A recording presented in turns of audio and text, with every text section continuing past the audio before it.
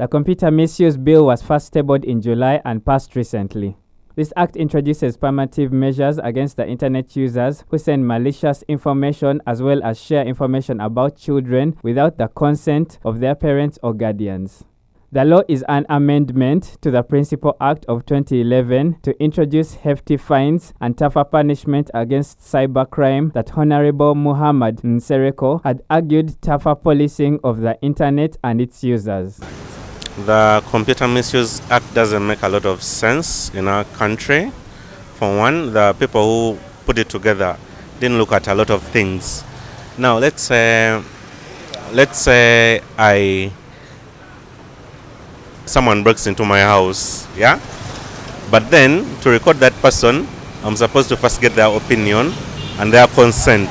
Like, hello, can I record you? Like, he's a thief. You get? When I share that person's video or picture, it's me who's going to be arrested, not the thief. So that doesn't make a lot of sense. Like, the person committing the crime, the government doesn't look at that person, but they look at you who shared the person's image or video. It doesn't make a lot of sense in our country. Like, they have to revise the whole thing or just deal away with it. Government may be tracking people's messages, maybe getting to their privacy, reading their WhatsApp messages to get some information that may be of the benefit to the government. But on the other way around, they are entering into people's privacy, which is not right. President Yoweri Museveni assented to the law barely a week after rights group petitioned him to block it, citing it as unconstitutional and redundant. The Speaker of Parliament, Anita, then welcomed the President's approval of the new law and applauded members of the 11th Parliament for fast-tracking it. Yes, the Computer Misuse Act, the new bill, is very good. We are waiting for it. Yes, the Computer Misuse Act, the new bill tabled, is very good because we are waiting for amendments regarding the new technology. So we are waiting for that bill. So it has some conflicts. There are some conflicts in it, so we need to go back on the drawing board to benchmark from others because it's conflicting with other laws that are available. This law is a very big blow to freedom of expression and journalists' rights. It imposes criminal sanctions against many Ugandans for expressing themselves.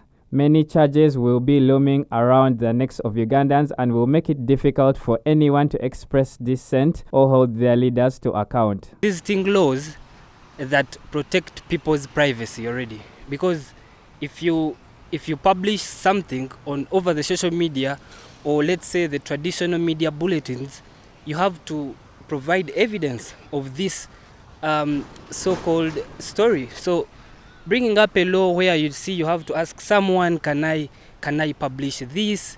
Where do we get all that time?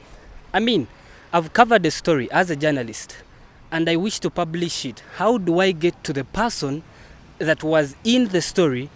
How do I get to them to ask for permission to publish something about them? For example, if if someone from the police or from any security organ is trying to enforce or implement something on the streets and they beat up someone very badly, how am I supposed to tell this policeman that, you see, I want to publish this, can I publish this? No, really, I don't think we need another law. The existing laws are enough. I think this is not in good faith. We should focus on things that can build this nation, because talk about the content. You see, when we are providing content to the people, we are looking at authenticity. And if we are being censored on what we should publish or not, that means the media is on a threat. You see, this is like threatening the media. If this law goes into existence, there shall be no journalism in Uganda. And most especially the investigative journalism, where we come up with issues concerning very important issues, because you cannot censor the media. These things have been happening. We have to publish them. the way they are. We must be authentic and original. So I say no to this law and I do not support it. I support things that build the nation, not such laws. Ugandans will now have to be on guard of their social media platforms under the government supervisions. All platforms will be monitored from calls to messages. For example, on WhatsApp, if an individual receives 3 red ticks, then they will have a serious issue with the government. It is currently a crime to write or send a bad message on any political or religious issue. Doing so can lead to arrest without a warrant. Technical issues including questionable quorum when the law was passed by the parliament will also have to come into play. In case one is charged under the law, they can ask for a constitutional reference, which essentially asks for one to be charged under a different law. This will reflect the redundancy of the new law. Yes, of course. Even right now as we talk, we are in court and we are trying to make sure that this law does not come into existence. Since its introduction, activists have labeled the bill as one intended to target certain voices deemed unpalatable.